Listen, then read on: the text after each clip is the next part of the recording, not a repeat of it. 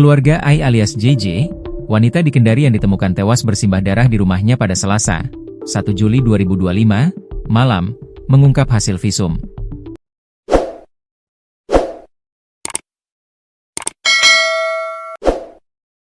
Visum dilakukan oleh Rumah Sakit Bayangkara Kendari, Sulawesi Tenggara, Sultra.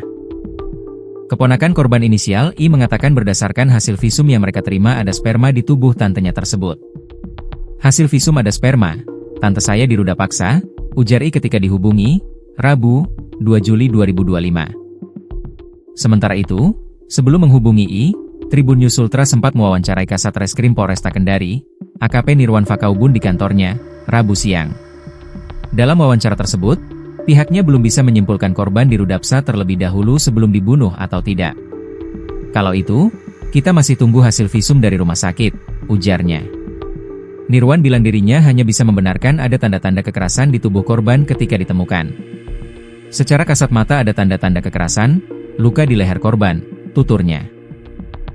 Diberitakan sebelumnya, seorang wanita inisial I alias JJ ditemukan meninggal dunia dalam kondisi setengah telanjang di rumahnya, Jalan Hasupu Yusuf, Kelurahan Korumba, Kecamatan Korumba, Kota Kendari, Selasa, 1 Juli 2025, malam.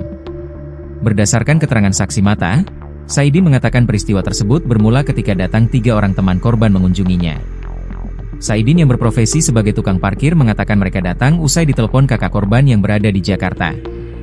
Kakaknya ini telepon adiknya, aktif tapi tidak diangkat-angkat, makanya dia suruh temannya untuk datang cek, tuturnya.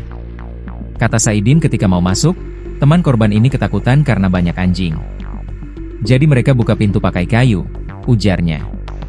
Tak lama berselang, teman-teman korban kemudian kembali dan melaporkan kalau mereka melihat banyak darah.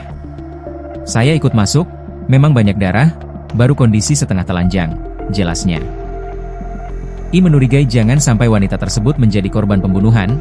Saidin pun melaporkan kejadian ini ke Mako Polsek Mandonga.